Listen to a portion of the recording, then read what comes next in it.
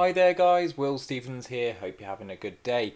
Now I'm going to go over something a bit different today. I'm going to go over some sort of tips and tricks for using Canva and what I use in using like say my thumbnails for YouTube and everything like that. There are a few things that I do. I've had a few people ask me how I do them, and the other reason I want to show you guys is because anyone who knows me knows that I like to show you how to get the best out of a free platform. So obviously Canva you can set up for free. Not everyone has, say for instance, Photoshop, and I know obviously some Mac users have some extra tools for them as well, but Canva is honestly brilliant and you don't really need anything else if you're just wanting to start out, okay?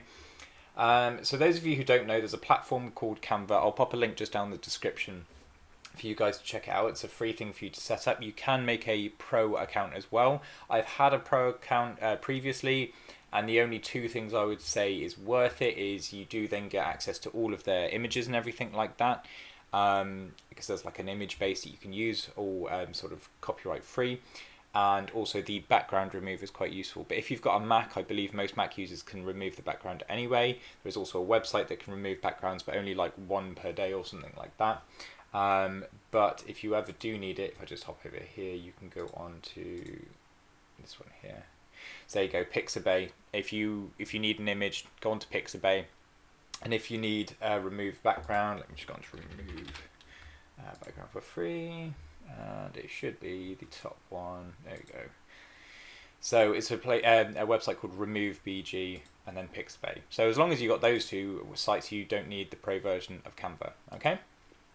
Right. So I'll just go on to my designs here so you can see a few of the things I've got here now. What I'll just do is I'll quickly copy this just to show you pretty much how I've created this thumbnail, because there's a few little things I do here. Now, bearing in mind, yes, it doesn't look as good as some of the Adobe Photoshop things that you can do, but it still does a similar effect.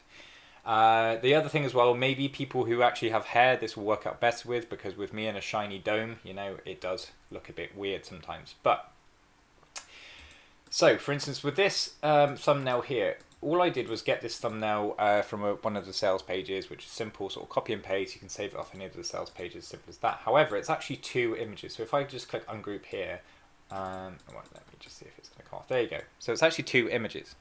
Now, the way you do this is really quite simple, because if you look for a second, let me just take that off. Let me just go back there. If you look at this without the what on the background and think this is going to be a YouTube thumbnail, it doesn't really pop, and also I've got it on a dark background, so it doesn't look that right. So if I let me just move that over there. So if I have it in the background, it kind of pops a little bit better and just gives that sort of shine. Okay. Now this is really easy to do. Let me just go ahead and delete that, and I'll show you. So once you've got the image here, which is easy copy and paste, the joy with Canva is you can literally Control C and Control V straight the image over. So once you've got the image you need, all you're going to do is Control C and Control V the same image. So you're going to copy and paste. Okay, so that's Control C and then Control V, and you've got the image again. Now on that image, go on to Effects, just wait for this to load, and what you want to click is you want to click on Duotone. Now sometimes these can take a while to load. It doesn't matter which one you choose, just choose any of these duotone ones and then click it again, because it will come up with the options of the colours. Now we choose white on this and then white on this. You want to get fully white, but it's just the whole sort of silhouette, if you will. Okay. Now click apply, give it a few seconds until you see it sort of flash. There you go. Because if you try and change anything after that, it won't work. So you've now got this image. To make it a little bit blurry, if you go over to adjust, and just add blur to it. Okay, so see how you can add blur? Now the only thing you need to be careful with when you're doing this, and I'll see if I can show you as an example. So if I really blur this, you can see, if I go off, see this line here. So that's obviously where the image ends. So what you don't want to do, so you can see that horrible line, so that's going to look really bad if I put that on in the video. You need to basically find the best sort of blur line. I tend to find anything under 20 is great if the image border is big, but anything under 10 is usually fine for smaller ones. So as you can see here, it's not hitting the sides, and then you can probably go up to about 23 on that one. And there you go, that can give you a nice sort of idea there. Now what you want to do is make it slightly bigger than your original, so just slightly move it, okay? Depending on what the size, the shape of your image, it might need to be stretched, but the best thing to do is do the diagonal here. Don't stretch it left and right, because then it will just be disproportionate. go on to position and go backwards and keep doing it until it's behind the one that you want. And then all I tend to simply do is just try and sort of move this one to best fit it. Now you will find, like I say, some ones don't fit as nicely as others. There you go. So that fits perfectly. Then all you want to do here is just click and hold. So you're making a square here. So click and hold. Grab those two. So you've got two highlighted here, and then just click group. Okay. Now when you click off, this is one big item for you to move, and you can just move it in and out, and you've got one thing there. Okay. So that's one of the things that I do. The next thing I do is, for instance, with my image here. Now I've already removed the background on this, and this was when I had the Pro. So I have these images. However, you can just build up a load of different ones by using remove background. Now you can upload an image, remove the background, and I believe it's timed, like you can only do one per day or one per account or something like that. But if you have a good enough photo and say 2 or 3 of those photos, you can sort of have a workaround to have those and just make sure they're all saved, okay? So once you've got that and then obviously uploaded it, so you just go onto here and upload all the media. So the same thing applies with this really. So let me just ungroup and show you. So it's a similar idea that but instead I've got separate ones, okay? So with the white, we're doing the same thing with the effects, and we're going on to duoturn, turning it white, but the difference here is we're not going to blur it because we want it to basically be an outline of the image. Now, this is totally up to you how you want to do this. You can either have, what a lot of sort of YouTubers and stuff have, is they have it as a sort of, let me just see if I can get it to work here, there you go. They tend to have it as a sort of a full white line just to really pop the image, okay? Now, because of, it tends to be, depending on the shape and size and everything of your image, if you make it any bigger than what I've got here, it will just morph and it won't look right and you'll never get the image perfect. So for instance, if I move myself now, I can't really get it looking right without being too thick or anything like that. But again, it's totally what you're used to. And again, if you've probably got hair, it probably won't look so silly. So yeah, that's how I do the white outline, and I sometimes actually find it looks a little bit better if you put it on an offset, so it's almost like it's a shadow in a way, okay? But that's the way I do that. But what I also find that really helps it pop is if you add another one. So if I just move that, and you basically make the same as you did with the white, so you're going on the effects again, going on duotone, but this time you're making both the colors black, okay? And again, we're going to blur it. We're going to blur it very slightly, okay? Because when you then add all of this together, so let me just see if I move. So again, you can just do the white if you want, but if I move it just like that, let me move that out of the way, and I then again put it to that, you can just about, you know, I do pop out, you can see it because of the white, but again, if I pop that underneath, it just adds that bit of depth. Obviously you can move it about however you want, and it just makes me look almost 3D and pops it out so that you can really be seen, okay? So same thing sort of applies with that. You just get your image, you copy and paste it, make a separate one. You're making 3 separate images here using that duotone effect, making one white and one black. You can do this the other way around as well. You could even make yourself shine. I don't do this blur effect on me because again, I'm bald, so making my head shine isn't exactly what I want to do. But you can play around with that, and again, you need to make sure the positioning is behind you. Now, when you're then putting it all together, so let's just say, I move this all, let's just say that's what I've done, okay, and we're going to group, and we're going to be careful here because I've already got an image at the back here, so I'm going to group that. Now this makes it super easy because now it's all one image.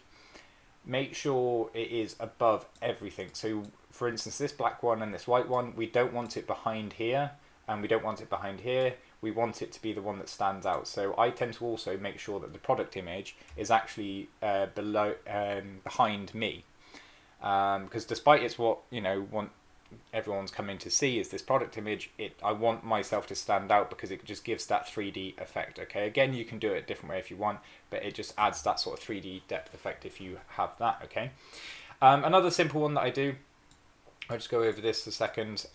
These, for instance, is just a way of like adding anything to your thumbnail.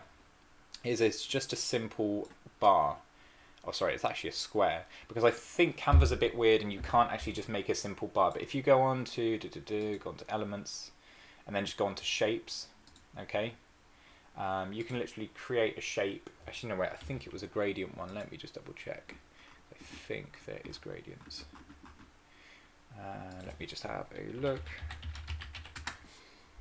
So there you go, you can get gradient ones like these, okay? So all sorts of different colours, and you can choose which ones you need. You can do the fancy colours here, but all I ended up doing was a simple square that has two different colours here. Now here's a little trick on how to make it work. This one's not a good example. Let me just go back and see if I can find a better example, because I struggled with that one to find a good colour. For instance, this one, let's just go with this one. So what I tend to do is I'll use a background that's from, like, say, the sales page or whatever, or however you want to find that image. This one doesn't matter too much as long as it sort of matches whatever you're going for. And if you copy and paste any image, so let's just say, for example, let's just see, I don't know, I'm just going to see if any of this works. So let's just see, copy this image, and let's just paste it into here and see if I can show you, for example. Now, one thing to be sure is if you're doing a PNG file, do not copy and paste. You need to download it, because it won't show that the proper background. So if you're downloading anything with a see-through, background, you need to make sure it's downloaded, not copy and pasted, because it won't show properly. So now that I've got this here, what I tend to do is actually just delete that off, and you go onto the uploads. So I'll have it here, and you drag and drop. Literally just drag. So you'll get it here where it kind of snaps a little bit. But you need to drag and drop into the background, and it will just become your background, okay? So I'm just going to go ahead and get rid of that. So that's how we do that. The next thing I want to do is obviously make it so that not only does the image pop, but it actually matches everything that I'm going with in the scene. So, for instance, with this item here, you've got those greens. Now, there's two ways you can do this with this square. Is when you go into the colours, it will actually, if you go down to the photo colours, it will show you the colours that are in that photo. So this one was quite useful, and I did go with the colours that were here. Go with one dark and one light colour, and then just simply, I pull the square so it literally is covering, so it almost looks like a banner, okay? And I always save it like that, and it just has that sort of angular look to it, okay? Obviously you can do this, say for instance you wanted to do it as a full bar across the bottom. You could, now the only downside of doing this as a square is you can't actually pull it lengthways, you can only do it diagonally. So say for instance I wanted to do it like that, and let me just move this out of the way, and there we go. Say for instance I just wanted it as a bottom bar, you could do the same thing there, and it's really simple. Just play with some shapes and you can move them out of the shot, and then it can work, okay? But normally what I would actually do is use this tool I have here called Color Picker, okay? So say for instance, what I'm trying to do is get two colors that are sort of opposite ends of the spectrum, or just to darken a light of the colors. So I'm going to go try find a dark green here. So right here is a dark green, okay? I'm going to Control C, copy this, okay? Or you can right click and copy. And now that I've got that color, let me just go off that. I'm going to go onto here, and so I've got the dark green I want. So click onto here, and then I'm going to Control V, or just paste onto there, okay? And then let me just get the color picker again. I'm going to then find the lightest part of that green. Okay, Control C, and then, like I say, you don't really need to do this because sometimes this photo bit is actually really good and will pick up the ones you want. And then I'm going to Control V, and there we go. So we've now got a very similar color palette to what is the actual logo, and then I can sort of move that and make it, say, the bar or something, and that will work. Okay. Now, if you're wondering how to get this, if you just go onto Google, type in Color Pick Eyedropper, it will be the first thing. It's a Chrome extension that you can use. You won't be able to see this actually when I click it. Let me just see if I can go onto it. If I go onto the options. So if I go, let me just quickly show you another tip with this. If I go and say click on here, I can then click, I believe it's this button. There we go. So what will happen here is it will then show you what color you've chosen. You can then choose what will contrast with it. So you can generate a contrasting. So if you really want something to sort of be the total opposite. I tend not to use this too much. Let me just show you. So obviously here's a color wheel. The best thing to do is, honestly, if you've got your color picker, whatever color you're using, so say for instance you're using a green, if you're not going for just the dark and light, go for the exact opposite. So anything opposite towards your color that you're using is going to be massively contrasting. So hence why yellow and purple always work well together, and then green and red, obviously Christmas and things like that. So anything opposite, you can choose that color and then work with it. So you could always just type into Google color wheel, choose which one you want. I think there's the option here as well that you can choose it within it. but that always works as well. Let me just give you an example. So let me just go out of this. So say for instance, let's just go as an example, I'm going to go for sort of a purple. So now if I then choose the opposite as a yellow, and make it yellow, so that's really going to stand out, and you can see already that that's quite eye-catching, and if I then go out, that's really going to be quite bold, okay? So that's always an idea. You can either do the contrasting ones, or you can just do a light and a dark, and that always works. Last thing as well, I'll just go over text. I don't go too crazy with text or anything like that. I'll show you another one in another thumbnail that I did, but this one, for instance, nice and easy. All you need to do is just grab the text, go on to add a heading, okay? Once you've got that, you'll get a text box like this. All you then need to do is type in whatever you need, have a look and see which what text works for you, what font works for you, and just add an effect as well, because if you don't add an effect, it's not going to look that great. You can offset it so I can really make it look darker, so I can also then change the color of this. So if I want it to be a white on white or on red, you can change that as well, okay? It's always worth just adding, just to have it a little bit bolder, okay? Let me just show you an example I have on one of my others, if I can find it anywhere. Where is it?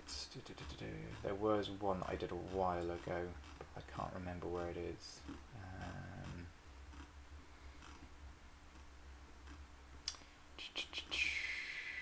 There we go, stuff like this.